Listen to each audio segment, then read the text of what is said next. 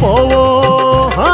திருவடிய தேடிக்கிட்டு வாரோம் குருவருள அள்ளிக்கிட்டு போவோம் நெய்யடைச்ச காயெடுத்து வாரோம் கையெடுத்து ஆசைகளை தாரோம் அவளு பொறி தேடி வந்து தாரோம் பொறி பொறியா சந்தோஷத்தை தாரோம்